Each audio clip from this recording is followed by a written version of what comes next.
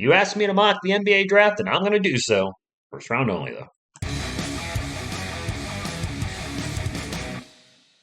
What is up, San Antonio Spurs fans, NBA fans? Welcome to TSR Sports. Finally doing my mock draft the entire first round, all the way from the Orlando Magic down to the Oklahoma City Thunder. While I'm doing so, drop a comment down below. Any players that you think I really missed on or any that I nailed, hit that thumbs up. You like to support a fellow NBA fan or Spurs fan, and subscribe for more content, especially if you're enjoying the channel. Anyway, let's just get right into this. The first overall pick.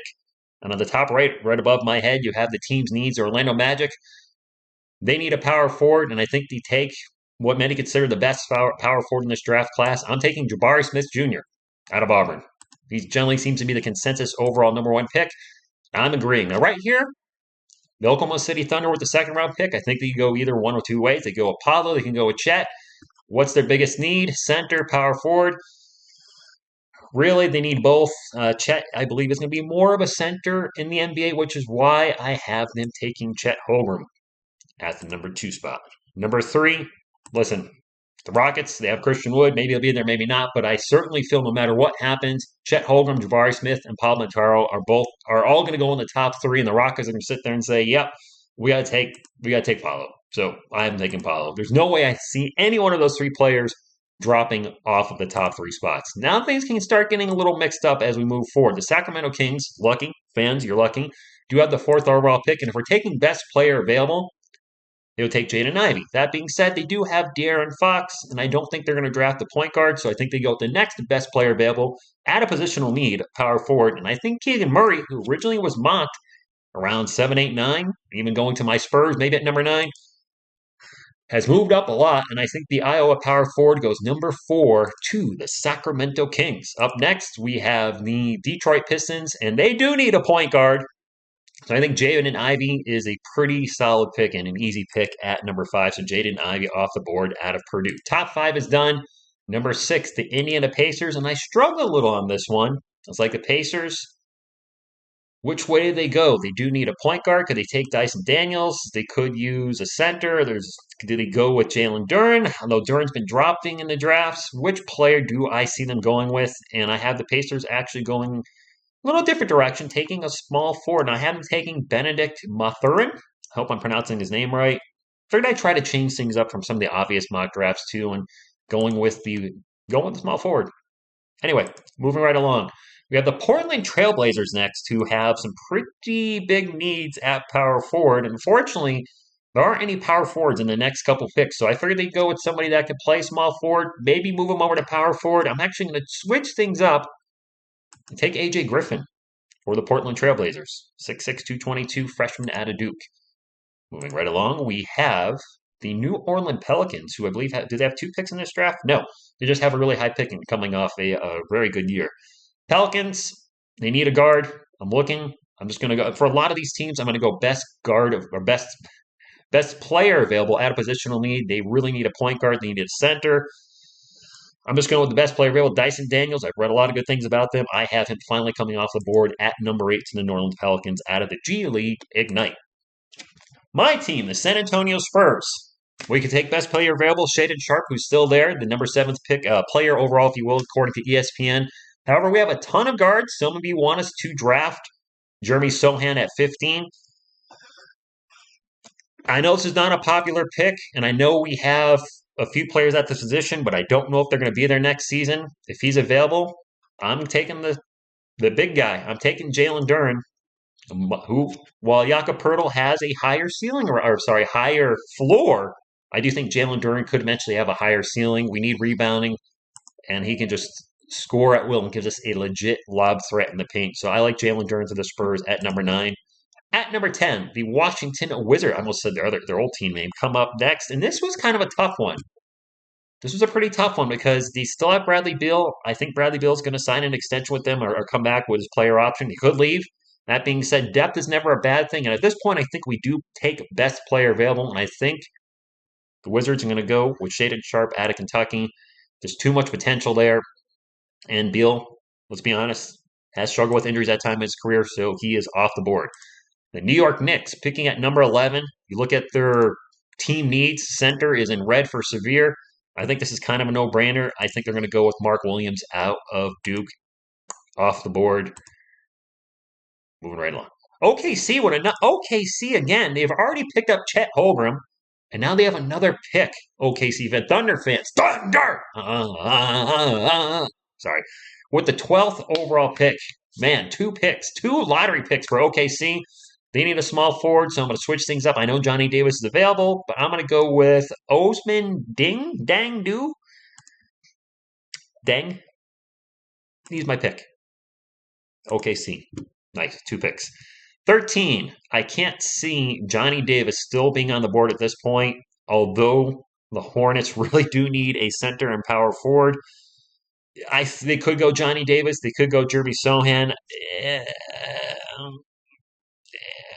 I think they're going to go best player variable with a lot of potential. So I'm going to go Johnny Davis. The fact that he's been still on the draft board is kind of crazy. A lot of mock drafts have him going to top 10. They have him going to my Spurs at number 9. So I feel like I got to get him off the board. The Cleveland Cavaliers with the 14th overall pick in the last lottery pick. I really struggle with this one. There's a lot of news that Colin Sexton, who knows, might not be coming back to the Cleveland Cavaliers. Could be shot. There's just the old rumor mill, and who knows how much of it was actually true. So I thought, you know what, considering he's coming back from severe injury, maybe a little depth and best player available at Maliki Branham might be not the worst way to go. I might be totally botching this pick, Cavaliers fans. My apologies, but that's who I have them drafting. Up next, the Charlotte Hornets with the 15th overall pick, and this could end up being the steal of the draft because I do finally have Jeremy Sohan coming off the board right here, right at his draft position. Very likely he won't be available at the 15th spot. He of the many-colored hair, I have him being drafted now. 16, the Atlanta Hawks. They desperately need a backup for Trae Young. So I'm going to go with Ty Washington Jr. out of Kentucky. I think that would be a good way to go. I was trying to come up with something snappy there and didn't get it. And the Houston Rockets with their second pick in the first round. My gut is telling me, and I could be wrong, Rockets fans, but just a gut instinct, I feel like because you need more. Christian Wood, again, question mark whether he's going to be there or not. You might be trading him off. Who knows? Doesn't seem happy there. I think Terry Eason, who I've read really good. Terry Eason, who I've read very good things out of LSU, finally gets picked. A lot of mock drafts have him going higher. I think that's pretty solid one too. Chet Holmgren and Tari Eason. Up next, the Chicago Bulls. The Bulls. Zach LaVine, free agent. Is he staying with them? I don't know. Signs show he could go to my San Antonio Spurs. Some people think maybe to the Portland Trailblazers. Zach LaVine and Damian Lillard. What a 1-2 punch that could be. Or he could just stay in Chicago. Who the heck knows? I had the Chicago Bulls taking Ochai that guy. Yep, so I have him taken. I'm butchering his name. My apologies. 19, Minnesota Timberwolves with the 19th overall pick. The Timberwolves say they take, and I feel like this could go this way, that way, or the other, but they need a forward. According to this site, forward is a position of need, and E.J. Liddell is the best forward left on the draft board, so I'm taking E.J. Liddell at the 19th spot. And back up, my San Antonio Spurs, and at some point the San Antonio Spurs got to take a bit of a chance on a foreign player, and that's going to be it right now. I had Nikola Jovic going at 24 to the San Antonio Spurs. I think they're going to risk it for the biscuit and draft him at 20th. Did I say 24th? 24th ranked player going 20th overall. Moving right on, the Denver Nuggets. I thought Nuggets finished higher this year, but apparently didn't. They need a point guard. I'm going to go with Kenny Chandler, still on my draft board. Done. After the Nuggets, we have Memphis, and this one was kind of a crapshoot. I didn't really know what to do with the Grizzlies, so I really just went best player available. I'm sorry, Grizzlies fans. I didn't know what to do, so I went Jalen Williams, the shooting guard of Santa Clara. I had no idea what to do with them. It is what it is. The Sixers have a severe need for point guard. I think they take the best point guard available on the draft board. I think they take Dalen Terry with their pick from Arizona, 23rd ranked player. Anyway, our 23rd overall. 23rd overall. 24th, we got the Milwaukee Bucks. They have some need for guard. I think they take the best card available on the board, which is Jaden Hardy. At least according to ESPN's rankings, that's the rankings I'm using. So Bucks take him. And then the Spurs, back around again. Jalen Duren, Nikola Jovic. We have not drafted a guard yet. And at this point, the Spurs are going to do their Spursy thing, and I think they are going to draft best player available, take the 6'7" shooting guard out of G League Ignite, Marjan Beauchamp. I think that's who we end up with at that point. So Spurs, I think so far, pretty solid draft. The Dallas Mavericks, a severe need for a center. They're taking the best center available. That's from this high up. Best center available on the board. They're taking Walker Kessler, 7 foot out of Auburn. Almost done, and then we'll do a quick recap, and I do have a bonus pick coming up as well. The Miami Heat. I've seen a lot of other mock drafts tie Jake Labia. Ooh. Just gonna shut up and move right along. That. Okay. Golden State Warriors. Now this is odd. Golden State Warriors fans, look at the way they rank your team. Team needs. Severe almost across the board. You wouldn't think a team in the NBA Finals has so many needs, but that's how they felt. So whatever, we'll just roll with it. I do have concerns with Klay Thompson. 2 severe injuries back to back. He obviously played very well this year, but I think we're still going to go with depth. The shooting guard position is a guard position of need, and I think we take the best guard available on the board. I think we go Blake Wesley for the Golden State Warriors. Bada bing, bada boom. And we have 2 more picks. Memphis Grizzlies. I have them taking the other guard, actually. Bryce McGowan's. Go bing. And with the 30th overall pick, the last pick in the first round, the Oklahoma City Thunder. This is their 3rd pick of the first round, mind you. They've got Chet Holmgren. They got Osman. Who did I have them taking with their last pick? Kind of went with the positional need. Went with the best player available at a need, which I thought was shooting guard. So I'm going with Christian Braun for the last pick. And as we look at the entire mock draft, those top 3 picks, NBA fans, really any order I think is going to really help any of the 3 teams that are picking in the top 3, whether it's Smith, whether it's Holmgren or Boncaro. Then after that, it gets a little. Keegan Murray, for the longest time, wasn't ranked this high, but I really do see him going the top 5 with Jaden Ivey. I think these top 5 players, Smith, Holmgren, Boncaro, Murray, and Ivey, tend to be the consensus top 5 picks. So I think those 5 players will go in that order, not that order specifically that I have those players, but I think, those are the 5 players that will go first. Then after that, gets a little gray with players like Griffin and Davis and Duran. What kind of ranking do the NBA teams have for this talent? Where do they think they'll fit? Because, sure, I could say Jalen Duran is the 9th best player on the board, and my San Antonio Spurs might draft him.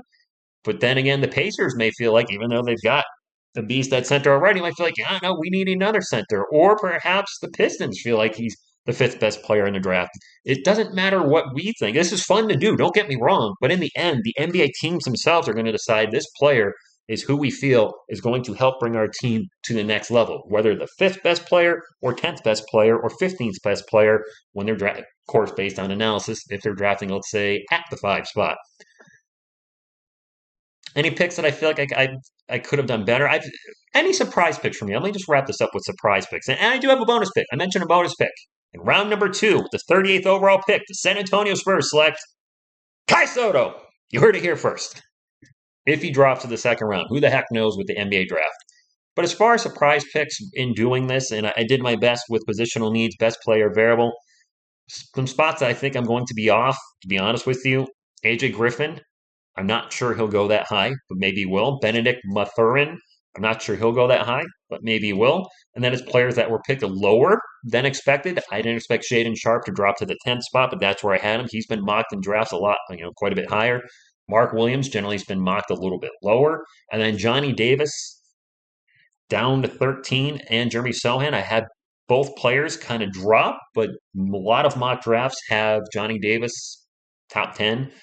Jeremy Sohan been rumored to be top 10 or mocked at top 10. So it's going to be very interesting on June 23rd what exactly teams do. And even with the Nikola Jovic pick at number 20, where the Spurs might just not even want the kid, because he obviously has some a lot of positives. He has obviously some things he needs to work on. It can be a very interesting time to see where players are picked, but also which players are going to be the surprise picks out of the NBA draft. What I mean by that is a player that's expected to go Tari Eason drafted at 17. Could he surprise everybody and go with 6? You're going to have some player, and if you're watching this video, whatever team you're a fan of, there's a good chance you're going to sit there and go, Huh? It happened to me last. It happened to me in the last 2 out of the last 3 years for the San Antonio Spurs. Lucas Samanic in 2019. I was like, who? And then last year, Joshua Primo. Who? Now, granted, my team is notorious maybe for doing that, the San Antonio Spurs, than other teams, but you could still run into a situation where you look at the team that you love and the position that you feel you need to fill the most, and there's the player, oops, right there. You're like, okay, my team needs a power forward. All right, we're definitely taking Keegan Murray at number 4, Sacramento Kings. We need a power forward. This kid's great. And then you draft, I don't know, Ty Washington Jr. No disrespect to Ty Washington Jr., but you're like, wait a minute, what? Huh? What? Or someone you've never heard of. It's going to be a fun time. Please, again, try not to beat me up too much in the comments on this. I'm sure there's some picks I totally missed on. I'm not an expert on all 30 teams. I'll never say I'm not going to BS anybody. I know my San Antonio Spurs very well, and I casually follow the rest of the league. But man, I'm sure my mock draft is wrong. And probably every mock draft video you've watched or that you've read on a website, it's probably not accurate too, because in the end, these NBA teams don't care where we have players ranked, where the analysis have it ranked. They only care where their scouts have it ranked, and we have no access to those scouting reports. Only they know where exactly who they want to pick at one spot. They're going to have 3 or 4 or 5 players, probably maybe even 10, all ranked where they're picking. Let's say at the eighth, my Spurs, ninth overall pick. They're going to list the players they want, and as they go, oh, this guy here is available. Check, and it might probably not going to be the player you want or the player I want, or maybe it will. We shall see in about 2 weeks. I want to thank you all so much for tuning in. And even though this isn't a Spurs video per se, I'm going to end it with my Spurs closeout. Thank you for watching, and as always, go Spurs, go!